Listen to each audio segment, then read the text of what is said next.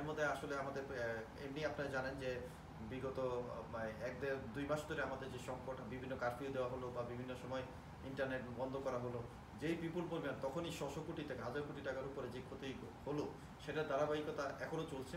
আপনারা দেখছেন যে বিভিন্ন বহিরাগতরা ঢুকছে, এরা আসলে প্রকৃত শ্রমিক না।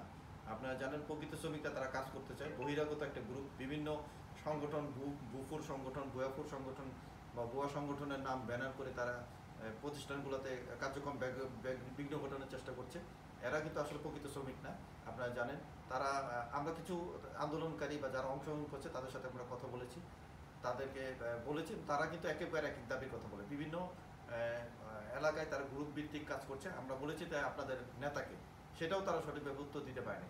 এখন যোগ্য কোনো লিডারশিপও নেই এখানে। তাদের যে যৌক্তিক বিভিন্ন সময় বলে যে পুরুষ মহিলার সমতা, একটা 50 বছরের গার্মেন্টস শিল্প, এখন এখানে যদি বলে যে এই মহিলা শ্রমিক বেশি, পুরুষ শ্রমিক কম, এটা আসলে বেসলেস একটা কথা। আমরা যখন একটা লোক আসে তাকে আমরা ইন্টারভিউ নিয়ে ঢুকাই, তাকে ট্রেনিং দিই অপারেটর লেভেলে, তাকে সেখানে আমরা প্রতিষ্ঠানে চাকরি দিই, সেটা পুরুষ মহিলা আমরা বিবেচনা করি না। হ্যাঁ, তবে এখানে একটা কথা আছে, আমাদের নারী শ্রমিকের ভূমিকা কিন্তু ব্যাপক।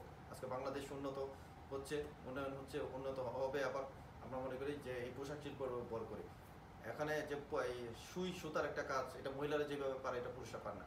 আমরা এখানে কোনো বৈষম্য করি না, সেটা যোগ্যতার ভিত্তিতে আমরা চাকরি দিই। আবার বলা হচ্ছে, আপনারা জানেন আমরা গত জানুয়ারিতে 60% বেতন বৃদ্ধির পর অনেক প্রতিষ্ঠান বন্ধ হয়ে গেছে, কারণ আমরা যেই প্রাইস বায়ারের কাছে পাই, সেটা বায়ার কখনো আমাদের প্রাইস বাড়ায় না। আমরা অনেক গ্রিন ফ্যাক্টরি করেছি, বাংলাদেশের অনেক নাম করা প্রতিষ্ঠান আছে বিশ্বে, সবুজ ফ্যাক্টরি, নিরাপদ ফ্যাক্টরি, তারপরেও সেখানে বায়াররা প্রাইস বাড়ায় না। এরপরেও যে আবার বিভিন্ন ধাক্কা, আন্তর্জাতিক সমস্যার সাথে আমাদের দেশের ধাক্কাগুলো আমরা সহ্য করতে পারি না, এর মধ্যে মানে এই আন্দোলন। যাই হোক, আমরা মনে করি এখন আমরা যত বলার পরে গভর্নমেন্ট থেকে, গতকাল যে বলার পরে উপদেষ্টা মহোদয়রা সেই কথা বললেন, আজকে মোটামুটি আমরা দেখেছি, আমি দেখেছি শিল্প পুলিশকে অ্যাকশনে যেতে দেখেছি। আমরা একটা কথা বলেছিলাম, পুলিশকে এম্পাওয়ারমেন্ট করতে হবে, পুলিশকে সংস্কার করতে হবে, সাথে সাথে পুলিশকে এম্পাওয়ারমেন্ট করতে হবে। এটা শুধু গার্মেন্টস শিল্প বা জন্য না, সকলের নিরাপত্তার জন্য। কারণ পুলিশ যখন লাঠিচার্জ করতে পারবে, ভ্যালিড অর্থে আমি বলতেছি, যেটা ভ্যালিড অর্থে লাঠিচার্জ করতে পারবে, পুলিশ যখন জলকামান ইউজ করতে পারবে, তখন যারা বহিরাগত আন্দোলনকারী বা বিভিন্ন উদ্দেশ্য নিয়ে এখানে একটা প্রোপাগান্ডা নিয়ে এখানে কাজ করতে চাচ্ছে এই শিল্পকে ধ্বংস করার জন্য বা দেশকে ধ্বংস করার জন্য, তাদেরকে সরানো সম্ভব। সাথে সাথে কারা করছে এটা গোয়েন্দা সংস্থা বের করতে পারবে। যখন আমরা পুলিশ বাহিনী স্ট্রং হবে, আমরা মনে করি তারা যদি এম্পাওয়ার হয়, পুরোপুরি কাজ শুরু করে, অবশ্যই এই চক্র 2 দিনের মধ্যে ধ্বংস হয়ে যাবে, তারা অ্যারেস্ট হবে।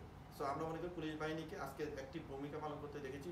আমরা মনে করি এখন থেকে পুলিশ বাহিনী যেখানে যৌক্তিক শিল্প বলেন বা যেখানেই যাবে, তারা সেখানে কাজ করবে এবং স্ট্রংলি কাজ করবে এবং যে কোনো নাশকতা এড়িয়ে দিবে। আজকে আমরা মনে করছি ভাইয়েরা আমাদের কিন্তু এত কিছুর পরে ভাইয়েরা কিন্তু আমাদের দেশের প্রতি এখন তারা কিন্তু ইতিবাচক মনোভাব প্রকাশ করছে।